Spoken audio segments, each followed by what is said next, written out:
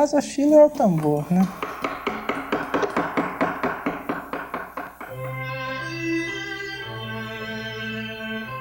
A Lito seria o violino.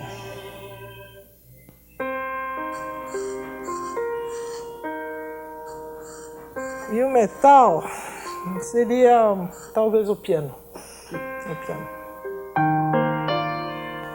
3 caminhos, 3 técnicas, 3 formas de fazer arte sobre o papel. No mundo da arte de hoje, uma aula especial. Professora e artista são a mesma pessoa. Ensinar se confunde com o ato de criar.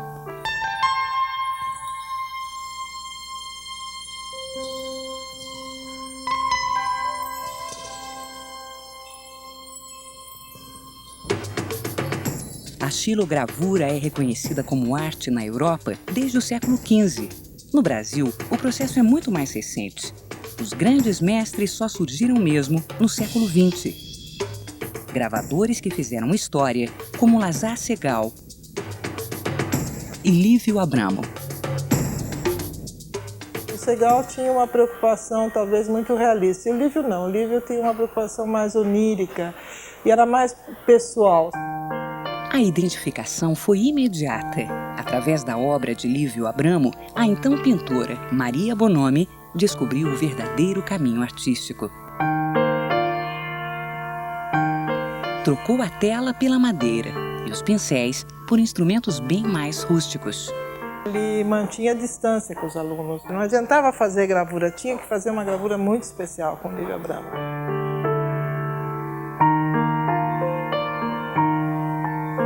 Maria Bonomi trabalha em casa.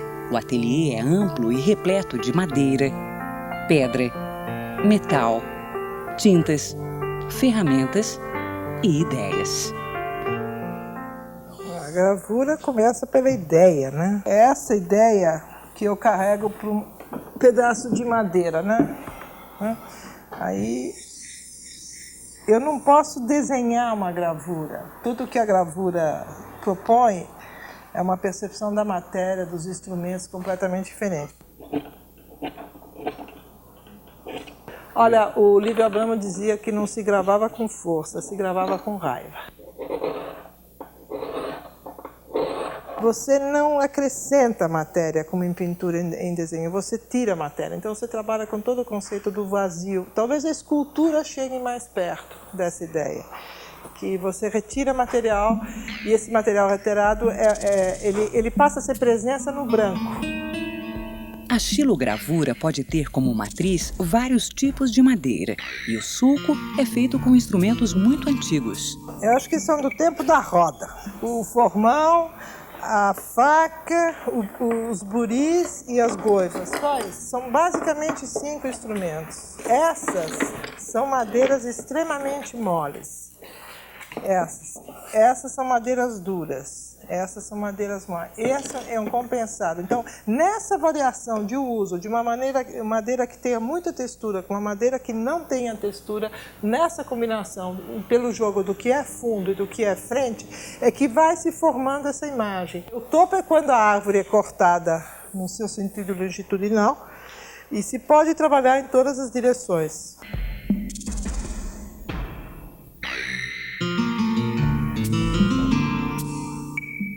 O conceito da gravura, ele sai no início de uma ideia, mas ele vai se formando através dos estágios, tanto de gravação como de impressão, que são sucessivos. A uma certa hora eu paro para imprimir, para ver em que pé a gravura está.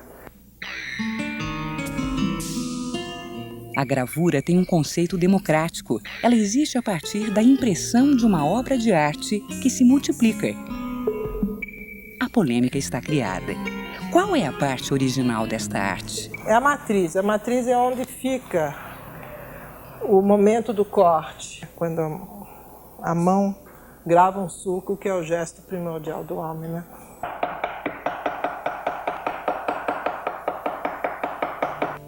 Maria Bonomi imprime as xilogravuras no próprio ateliê, com a ajuda do impressor José Carlos. Os dois trabalham juntos há 25 anos. A participação de José Carlos não é apenas técnica, ele se envolve também com o processo de criação. Cada gravura nova é uma história nova, uma nova imagem, uma nova experiência com cores, com transparente, com opaco. Então está sempre mudando, não é? Parece ser igual, mas não é igual. O trabalho é meticuloso até se chegar à gravura definitiva. E o mestre está presente na hora de decidir a quantidade de tinta. Eu estava trabalhando, fazendo o que o Zé Carlos estava fazendo, eu estava numa sala e o Lívio Abramo estava na outra. Ele disse: Maria, tem muita tinta. Eu falei: como é que você está sabendo? Eu estou ouvindo.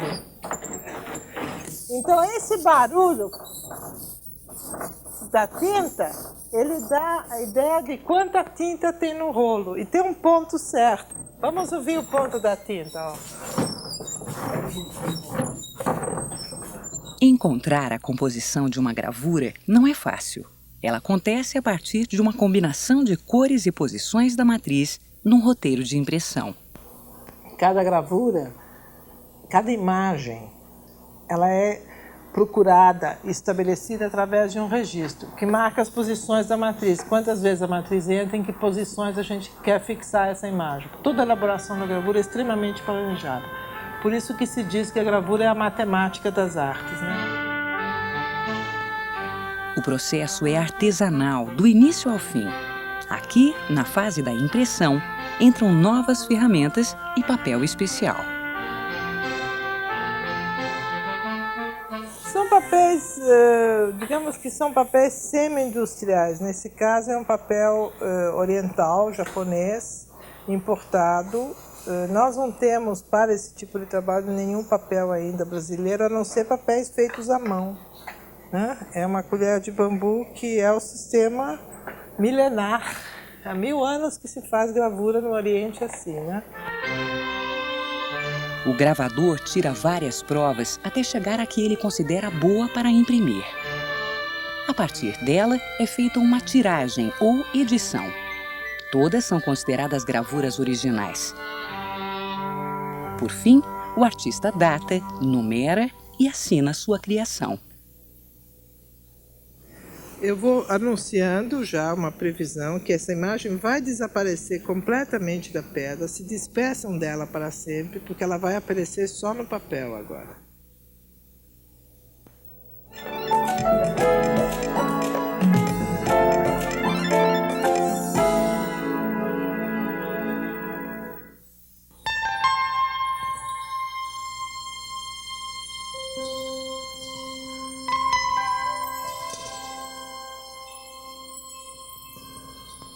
A litogravura não é tão antiga quanto a xilo.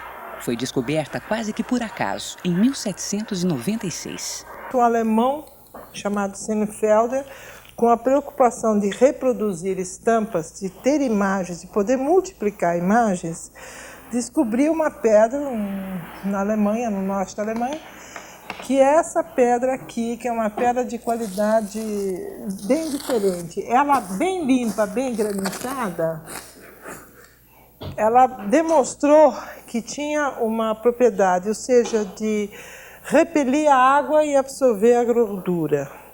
Então, baseado nessa possibilidade, se desenvolveu uma arte fantástica, que é a gravura em pedra, que é a gravura litográfica. Eu vou só iniciar essa pedra, ela é super sensível, seria um super filme, digamos. E o lápis, a minha mão, atua como a luz. E depois eu vou trabalhá-la sempre com esses instrumentos, sempre com lápis gordo, com um pouco de touche também. Estou fazendo a tinta agora. O que é? Estou dissolvendo a gordura na benzina para poder impressionar a pedra. Isso corresponde a uma aquarela, com qualidade de aquarela. Onde eu não tocar, permanece o branco. A litogravura não escapa da polêmica da originalidade da obra. Aqui, a arte também é reproduzida e muitas vezes falsificada. Hoje em dia se compram pôster mais caros que gravuras originais. Infelizmente, baseado o quê? Na ignorância do público e na má fé dos vendedores. Bonomi se considera uma artista figurativa. A nossa realidade figurativa é tudo o que a gente vê. Eu considero essas figuras do meu cotidiano. Eu vejo essas imagens continuamente, olhando a natureza, olhando água, olhando o microscópio. Quer dizer, tudo isso são coisas vistas, visíveis. Quem não viu um ovo de dinossauro? O trabalho chega no ponto em que não dá mais para continuar em casa. É preciso uma estrutura bem maior. Maria Bonomi se dirige então até a Glatt Imagos, uma gráfica especializada. Aqui estamos na mesa já de preparo para a litografia. Essas pedras que estavam na minha casa, no meu estúdio, eu trabalhei. E essa é uma pedra aberta que estava também no meu estúdio. É uma pedra granitada pura, onde se fez o crayon, onde se usou tinta de litografia, onde escrevi com tinta de litografia e eu fiz um pouco de tuche aqui. Nesta etapa entra o impressor, um coautor da obra junto com um artista. Os dois trabalham juntos em busca da gravura original.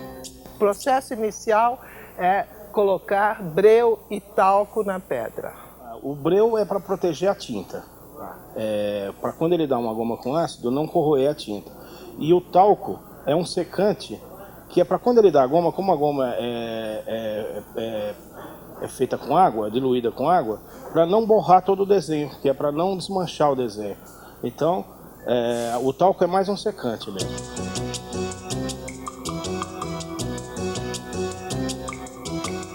Agora ele vai lavar essa goma com ácido por uma goma pura, sem ácido, para a gente remover essa tinta que foi aplicada com o crayon e o tuche e vamos passar para a tinta de impressão já.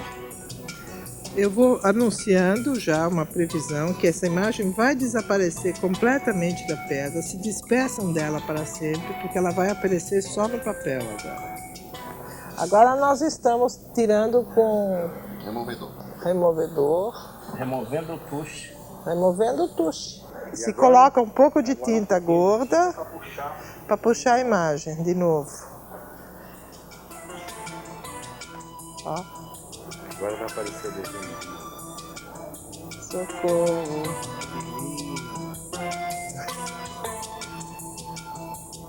Agora o desenho já pode ser visto.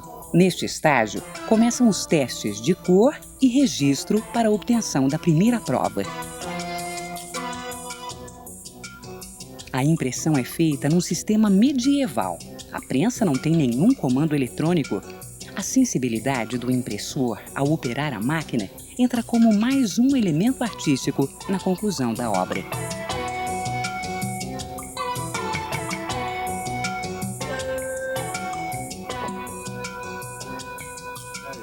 Essa tem que trabalhar muito ainda. Ela ainda não está pegando os pretos como deve, né? Ainda é a primeira prova. É a primeira prova. A segunda já sai mais definida, mas tem qualidades. E eu continuo retrabalhando já agora com o sistema de raspagem, retirando os pretos, né? Buscando a imagem, abrindo mais brancos onde eu preciso, e na próxima impressão nós teremos os pretos um pouco mais fortes e os cinzas mais claros, e os brancos também serão mais integrados. Quer dizer, ela é uma prova de estado nesse momento, certo? Eu continuo trabalhando essa pedra. Aqui, e depois de ter um novo banho, ter uma nova impressão até chegar no ponto ideal da imagem. O que levaria, em geral, que vai levar pelo menos uns 2, 3 dias, né? Eu poderia muito bem assinar, numerar como prova BPI, prova boa para imprimir, e dar ao Tião e ele tiraria quantas? Se eu ficasse satisfeita, hein? 600. 600. Essa pedra está apta, nesse processo, a produzir 600 originais, numerados, datados e assinados pelo artista e rubricado pelos impressores.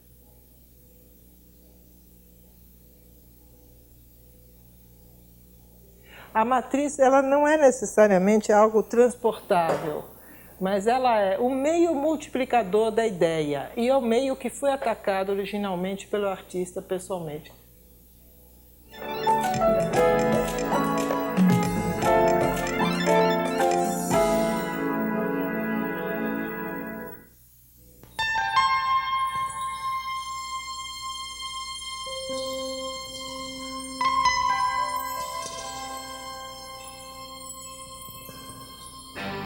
No Ocidente, os ourives foram provavelmente os primeiros gravadores e impressores de metal. A gravura, propriamente dita, só conquista espaço nas artes gráficas no século XIX. A gravura só se tornou artística quando surgiu a fotografia.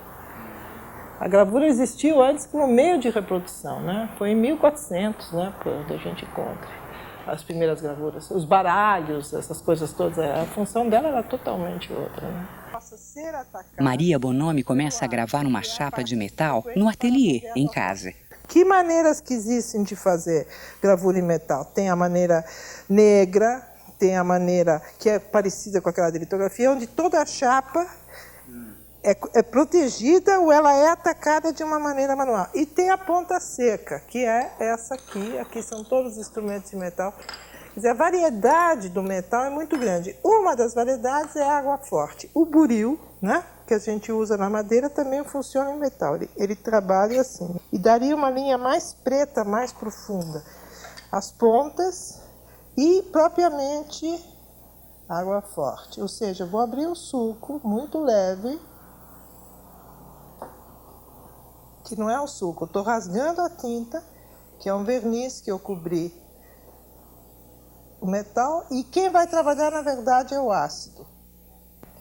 E ele trabalhará de uma maneira diferente, onde a chapa está protegida e onde a chapa não está protegida.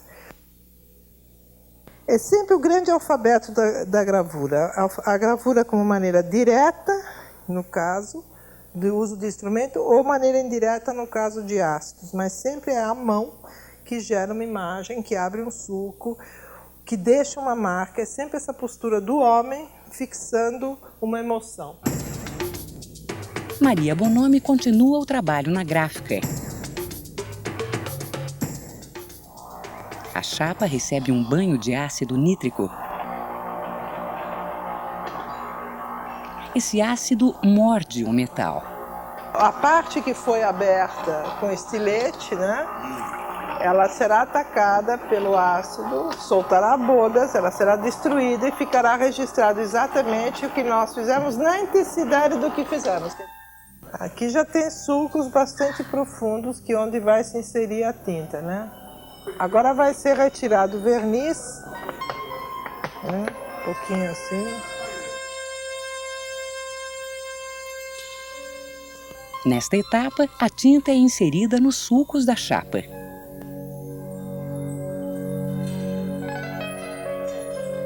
Novamente estamos vendo a matriz como única parte que o artista tocou e elaborou. Sem a matriz ter sido feita pelo artista, a gravura deixa de ser original. É o papel Handmiller, papel alemão, que se presta para esse tipo de impressão. Ou seja, ele aceita a sulcagem profunda da pressão da chapa contra a sua superfície. Ele está molhado, porque ele tem que, digamos, praticamente se impregnar dentro daquela tinta. Ele tem que ter uma consistência bem menos dura, bem menos rígida.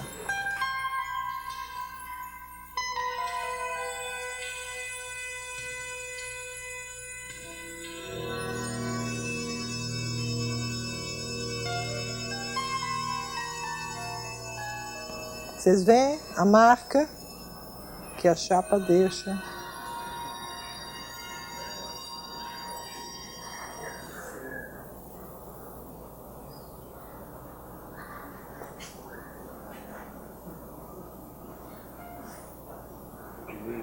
Você acha que está boa? Eu posso ver? Tem um pouco de veladura. Tem um pouco de veladura, sim. Você põe por cima da prensa aqui. É. A gravura é feita quase 80% coletivamente. Então ela passa a existir numa outra visão. Não é uma obra que é feita dentro da intimidade do ateliê, mas ela acontece dentro de uma série de fatores e correspondências e percepções. Quer dizer, é uma arte muito especial, é uma arte que supõe um artista também com preparo e com uma visão de mundo diferente. Principalmente uma visão em que a arte do futuro, a arte mais verdadeira, é a arte que tem uma percepção social e uma possibilidade de visão e de participação permanente. A obra de Maria Bonomi altera o significado da gravura. Os grandes formatos invadem as ruas da cidade.